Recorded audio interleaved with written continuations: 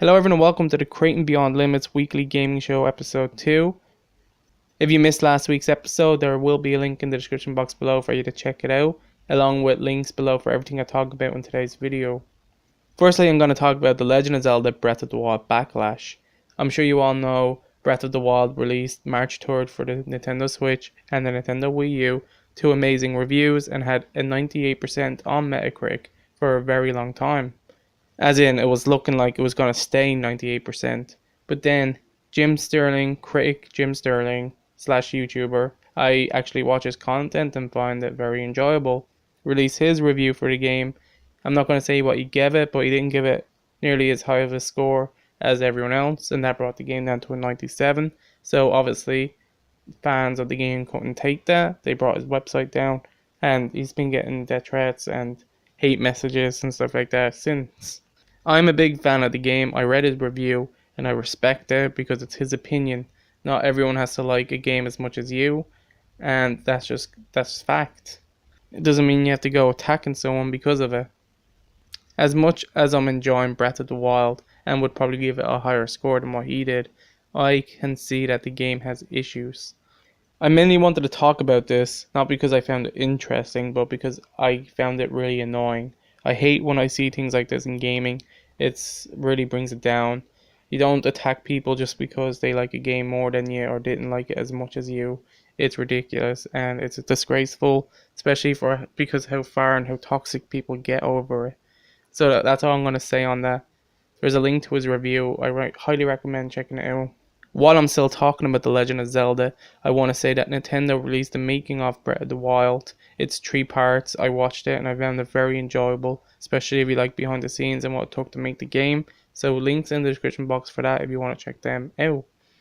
Next, I'm just going to quickly say, if you're a fan of Kinda Funny, Colin from Kinda Funny left. He had some backlash with a tweet that he sent out.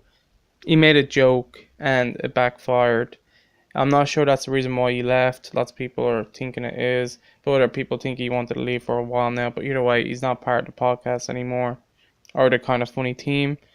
I listen to their podcasts whenever I'm on a bus or something like that. I'm looking for something to listen to because I do find them enjoyable. Sorry about that. I see lots of people saying that they're gonna unsubscribe and not listen to any of their podcasts anymore. I'm not gonna be like that. Not until I look into it more. But either way, I don't have too much to say on it. I just want to let people know, if you are fans of Kinda Funny and you haven't seen it yet, but I'm pretty sure you did, that happened and he's not part of the team anymore, which is sad. Not so much for me because I'm not his biggest fan. He was probably the least favorite on the podcast. I'm not saying that out of disrespect or anything, because it is sad that he left. So moving on, if you're a big fan of Resident Evil, I'm happy to say Resident Evil Revelations, the game that was on the Nintendo 3DS, is making its way to the Xbox One, PlayStation 4 and PC later this year. So that's great news. Resident Evil Revelations 2 is available already on the Xbox One, PS4 and PC. It's an episodic game, the first one's not, and you can get the first episode of the second game free. So if you're interested and want to try it out, go ahead. The first game will be releasing later this year, so you can probably just wait and play the first game first. So the last thing I want to talk about is Mass Effect Andromeda is available to play now if you have EA Access. I haven't played it yet, but I will be this weekend. I'm going to be playing it as much as I can.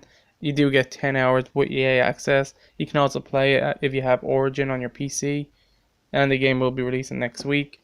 Yeah, 10-hour trial. I can't wait to play it. So if you have EA Access, I'm sure you already know that you can play it now. But if you don't, EA Access is a great service, and I highly recommend getting it. For me, being able to play Mass Effect 5 days before everyone else is enough to get the year's subscription. But that's just me and how much I love Mass Effect.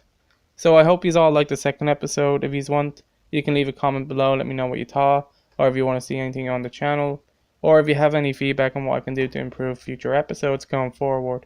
I hope you like this series, and I hope you like to keep it, like to see it continue. So have a great day. Hopefully see you in the next one.